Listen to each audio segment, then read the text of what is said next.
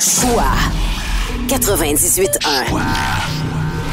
Choix 98.1 Radio X. Maître Bellemare, bon lundi. Hey, je peux-tu parler, moi aussi, Marceau avec Marceau? Êtes-vous quadruple vacciné, Maître Bellemare? Triple. Mais là, je peux te poursuivre parce que là, t'as dévoilé... non, c'est moi qui ai dévoilé. Mais sérieusement, le statut vaccinal des individus, là, pourquoi il faut que ça soit public maintenant? Je comprends pas, Maître Bellemare. C'est moi qui ai tout trait pour rien. Là, à un moment donné, passons à autre chose. Non, mais c'est privé, ça, le statut vaccinal. Mais tu sais, les gens en parlent de façon assez ouverte en général. Là. Il y a des gens qui veulent pas, mais écoute, de toute façon, si tu veux rentrer dans un restaurant, là, faut que tu aies ton passeport vaccinal. Parce que là, ceux qui se faisaient ramasser dans le temps, c'était ceux qui n'étaient pas vaccinés. Là, on va être rendu à ramasser ceux qui ont juste une dose, ceux qui ont juste 2 doses. Ça va faire, là. Je sais pas. Peut-être qu'on pourrait dire aux journalistes que c'est juste pas de leurs affaires. Ben, c'est ça que Duham a fait tantôt. Ben, pas vraiment. Non, Duham a dit qu'il y avait 2 doses. Le troisième, il attendait d'avoir des avis. Mais c'est vrai qu'il y a un flou, hein. On sait pas trop si la troisième dose est indiquée. Si t'as pogné la COVID, t'as développé des anticorps, ça a l'air que t'es mieux protégé encore que si t'as une troisième dose. Alors, je sais pas. Moi, en tout cas, les papis que je connais, là, qui ont eu l'opportunité d'avoir une troisième dose, ils l'ont pogné, là, ils l'ont pris, là, mais il y en a peut-être qui ont décidé de pas la prendre. Là. Avec 2 doses, je pense que c'est une certaine protection, mais tu sais, si t'as 72 ans et on t'offre une troisième dose, là, je pense qu'il y a pas mal de papis qui vont accepter ça, là. Ben, ça demeure leurs affaires, là. Oui, c'est sûr, mais ils sont pas obligés de le dire. Mais je sais pas.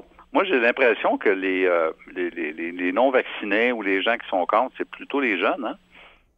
Les plus vieux, là, ils ont goûté, là, avec la COVID, alors peut-être qu'ils sont portés à, mais moi, Maître Bellemare, faire plus confiance au vaccin. Maître Bellemare, je fais partie des plus vieux. Je suis vacciné, puis j'écœure pas les non-vaccinés, puis ça m'intéresse pas de savoir s'ils vont se faire vacciner ou non. C'est leur choix. Exact. Oui, ils sont pas obligés de te le dire. Ça fait partie du dossier médical. C'est une donnée secrète. Peut-être que les gens devraient se garder une gêne. Là. Je vous parle pas, moi, de la petite crème de 3 jours que Brandon utilise une fois de temps en temps quand il change de partenaire. Là. OK, il se protège avec la crème, lui, là. La petite crème de 3 jours. Hein? Ouais. Ben ça pourrait peut-être être une bonne façon de se protéger. Ouais. Ça dépend que tu mets la crème. Là. Voilà. Maître Bellemare, ce soir, on parle de la rente des conjoints survivants. Oui, est-ce que vous saviez, les gars, que Retraite Québec, qui est anciennement la Régie des rentes, donne d'autres types de rentes que les rentes de vieillesse? Saviez-vous ça? Ben, en fait, non. Je ne suis pas rendu là encore. La plupart des gens pensent que Retraite Québec, la Régie des rentes, c'est pour les rentes de retraite. Oui, c'est vrai que le gros des indemnités versées, des prestations versées par Retraite Québec, c'est les rentes de vieillesse, parce que tout le monde est éligible à partir de 60 ans. On sait qu'à partir de 70 ans, tu es obligé de la prendre, mais entre 60 et 60 ans, tu peux choisir le moment où tu vas la prendre. Puis si tu la prends à 68 ans, tu vas avoir une meilleure rente de retraite qu'à 62 ans. Mais à 70 ans, que tu veuilles ou non, ils vont te l'envoyer ton chèque. Tu n'as pas le choix. Tu n'as plus le choix. Oui, mais moi, ils m'envoient, je ne sais pas si vous, ils vous envoient ça. Je ne veux pas vous vieillir, là. Mais dans mon cas, à moi, ils m'envoient ça chaque année pour dire, ben voici, avec ce que vous donnez, vous allez avoir à peu près de temps rendu à votre retraite. Oui. Ouais. C'est pas encourageant à arrêter de travailler, je peux vous confirmer.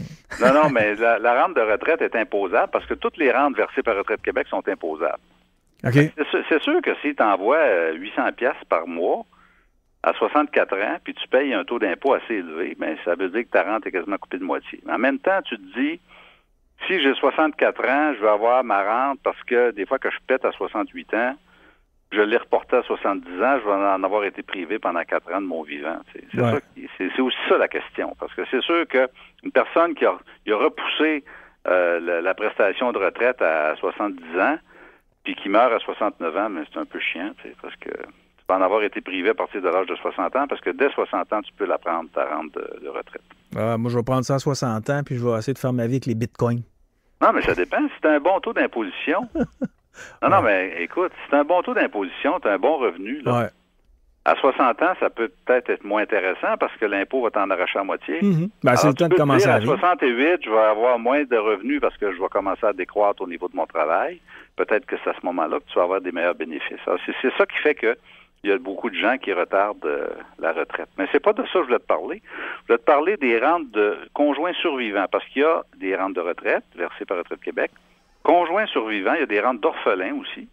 Donc, c'est des enfants dont les parents sont décédés, qui retirent une petite rente jusqu'à 18 ans. Et il y a des rentes d'invalidité aussi. La rente d'invalidité, c'est pas rien. C'est quelqu'un qui est complètement invalide. Demain matin, là, je sais pas, tu pètes un AVC massif, là, tu peux plus travailler.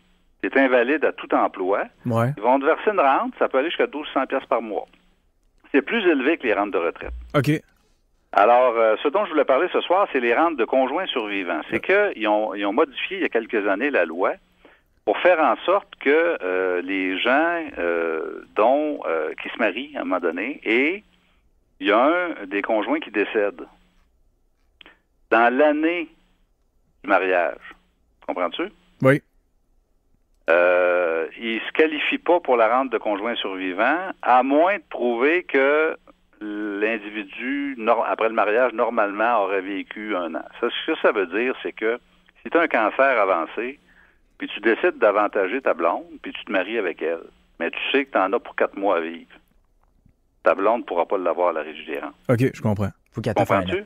Pour éviter que des gens se marient pour aller chercher la rente de conjoint survivant, parce que ça s'est déjà fait.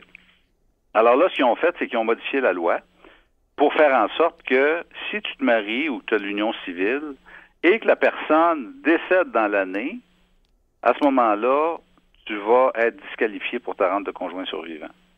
À moins que tu prouves que tu avais, au moment du décès, au moins 3 ans de vie commune.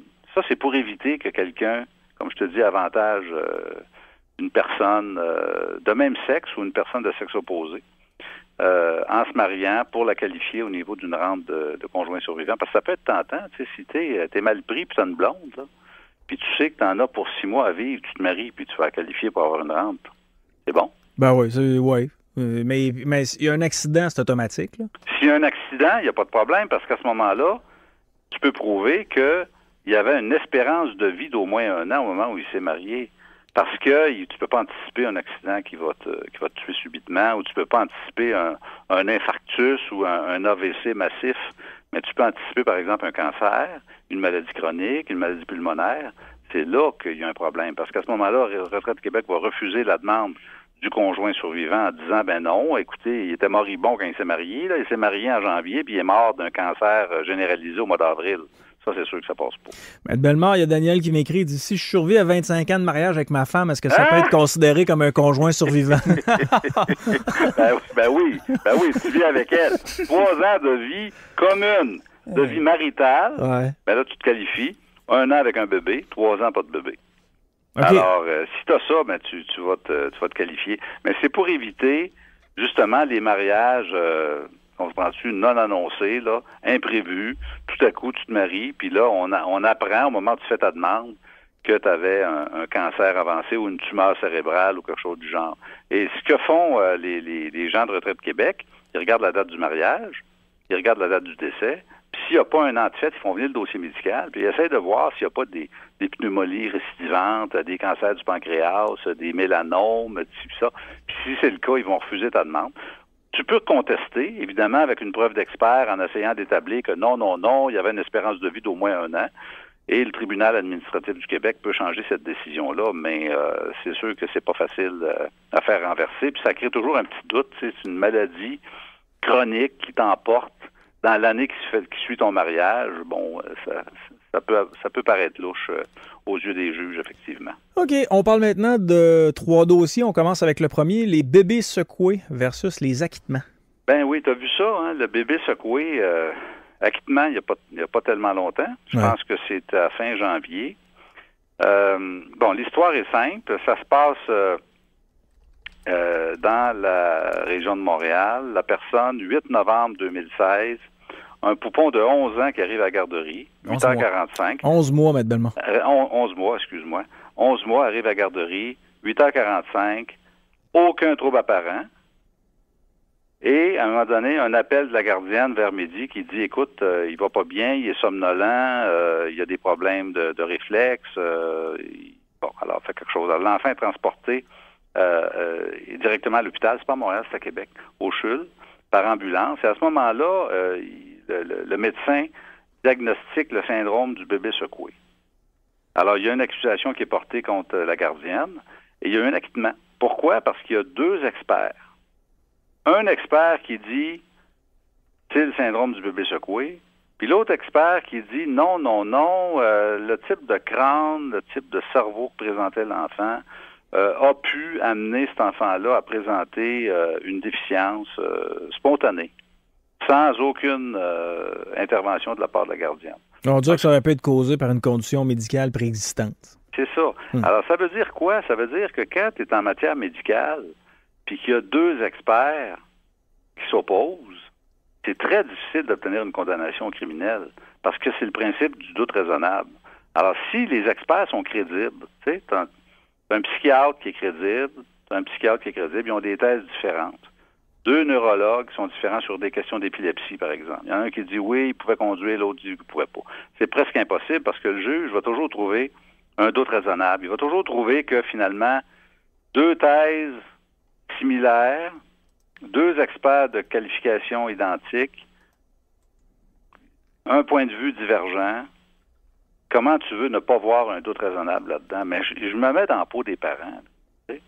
C'est sûr que le bébé, lui, il a toujours été fonctionnel. 11 mois, aucun problème de développement, puis à un moment donné, ça pète. Mais tu sais, si le juge pense que ça peut avoir été une incapacité spontanée, sans aucune intervention du bébé secoué, tu peux pas présumer que la personne, la gardienne a posé un geste de nature criminelle si tu n'as pas une preuve concrète, matérielle, un témoin, quelque chose qui vient incriminer cette personne-là. Tu peux pas y aller juste par déduction.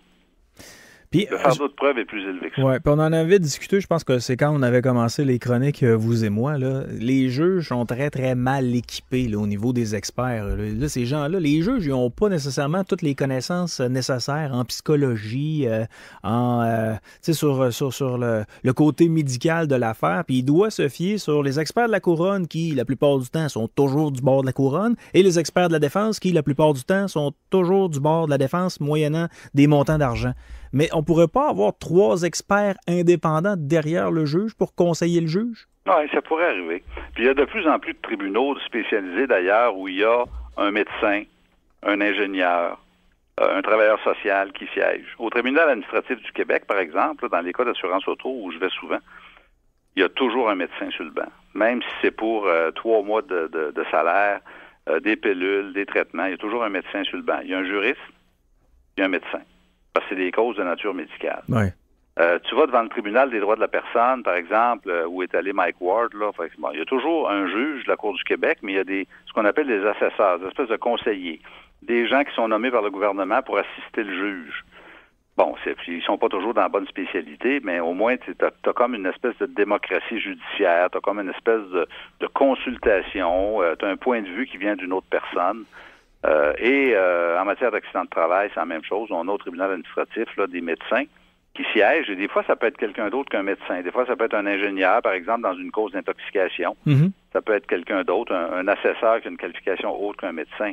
Mais effectivement, à Cour du Québec, régulière, chambre civile, chambre criminelle, Cour supérieure, c'est le juge qui se fie sur les experts. Alors, tu as intérêt, quand tu te présentes là, à avoir des experts, un expert qui va venir favoriser ton point de vue. Maintenant, tu sais, quand tu dis, oui, ils sont toujours d'un bord, toujours de l'autre, on voit ça dans des causes d'accidents, par exemple, là, au tribunal administratif, accident d'auto, là, et c'est sûr que tu as des médecins qui sont consultés massivement par la SAAC pour ces évaluations. Tu en as d'autres qui sont consultés massivement par les victimes. Mais là, dans l'affaire de la garderie, là, je regardais ça, là, les noms des médecins, là, puis ça me semble pas être des gens qui sont très, très, très familiers avec les cours, là, tu sais. On les connaît, les médecins. Ouais, mais mon point... Chamberlain en psychiatrie, là, il est connu, on le sait, qu'il est dans bien des procès de nature criminelle. Mais là, Guillaume Sébir, spécialiste en neurologie pédiatrique à l'Université McGill, le docteur Mikoff, moi, j'ai jamais entendu le nom de ces gars. Je pense que c'est vraiment des gens qui font de la clinique couramment, dans les hôpitaux, puis qui ont été appelés à témoigner. Puis c'est ça que les juges aiment, c'est des gens qui sont pas des témoins experts d'habitude. Mais d'un autre côté, M. Bellemare, si la défense présente ces témoins experts-là, c'est parce qu'ils savent bien ce que les témoins experts vont dire devant le juge. Là. Ils sont choisis pour ça. Là. Ils sont choisis pour ça. Mais moi, je dis souvent à mes clients, c'est pas parce que tu payes un expert qui va dire comme toi. Ouais, ben à ce moment-là, vous avez juste en approché 5 puis vous prenez celui-là qui dit comme vous. Ça peut arriver. Ça peut arriver des fois que tu as un expert qui va dire, par exemple, tu as un cas de fracture, fracture lombaire dans un accident d'auto. Moi, je consulte un orthopédiste puis je lui demande, est-ce que, d'après vous, il y a une relation? Mm-hmm. Bon, l'expert orthopédiste, il charge 2 à 3 000 piastres pour décider si c'est... Bon, là, il fait un rapport d'expertise, il rencontre le client, il regarde le dossier. Il joint à ça quelques extraits de littérature médicale, puis il dit il n'y a pas de relation. Bon, alors là, tu envoies le rapport au client, puis tu dis ben là, notre expert a dit qu'il n'y avait pas de relation causale. Alors, au badon, tu laisses tomber puis t'arrêtes là.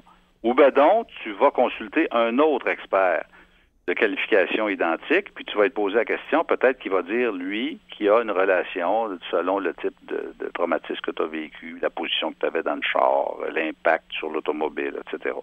Et puis, ça peut arriver que le deuxième expert dise oui, là.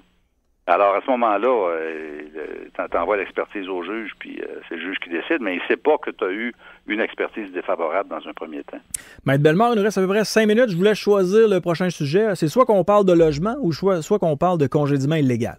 Bon, on va y aller avec le logement parce que on est en pleine période de renouvellement des baux. Oui. Et puis, il y a beaucoup de gens qui se posent la question, combien est l'augmentation de loyer cette année? Parce que, écoute, il n'y a rien dans la loi ou dans le règlement qui dit que l'augmentation de loyer, ça va être de temps. OK? C'est pas fixé de façon statutaire. Le gouvernement pourrait le faire, mais c'est pas fixé de façon statutaire, donc c'est variable. Ça dépend selon les prix de l'assurance, l'augmentation des taxes, est-ce qu'il y a eu des améliorations qui ont été apportées par le propriétaire. Mais là, on a vu ça sur le site de Protégez-vous il y a quelques semaines. Augmentation suggérée de 1,28 % de loyer pour 2022. Ça, c'est un logement non chauffé. Un logement chauffé à l'électricité, c'est 1,34. Ah, c'est pas beaucoup, hein? Si tu regardes ça, là, le propriétaire, lui, là, s'il veut faire augmenter la valeur de son bloc, là, il est mieux d'être patient parce qu'à 1,28 par année, là, je vais te dire une affaire, ça va prendre du temps avant qu'il puisse augmenter la valeur de ses logements. Maintenant, le propriétaire a jusqu'au 31 mars, là, je parle d'un bail qui commence le 1er juillet et qui se termine le 30 juin, c'est-à-dire peut-être 90 % des baux au Québec. L'avis d'augmentation doit rentrer avant le 31 mars, puis le locataire doit répondre dans le mois qui suit. Si vous n'êtes pas d'accord avec l'augmentation que le propriétaire veut vous imposer pour le prochain terme, donc 1er juillet 2022 au 30 juin 2023, vous devez répondre dans les 30 jours de l'avis d'augmentation pour dire que vous refusez. À ce moment-là, c'est au propriétaire à s'adresser au tribunal du logement pour demander son augmentation. C'est pas à vous à faire ça, c'est à lui à faire ça. Alors, vous pouvez décider de ne pas accepter l'augmentation. Vous pouvez décider de l'accepter. Vous pouvez décider de quitter les lieux aussi. Si vous quittez les lieux, ben à ce moment-là, le propriétaire, lui, il a le droit de faire visiter votre logement, c'est bien sûr. Hein, il peut rentrer dans le logement, sauf qu'il doit vous donner un avis raisonnable. Normalement, on parle d'un avis téléphonique, là. Puis les visites se font de 9h à 9h en soirée. Les locataires qui quittent, puis le locataire qui m'écrit à l'instant, là, lui, il est à la recherche présentement. Les logements qui se libèrent là, sont tous augmentés de 100 à 150 piastres.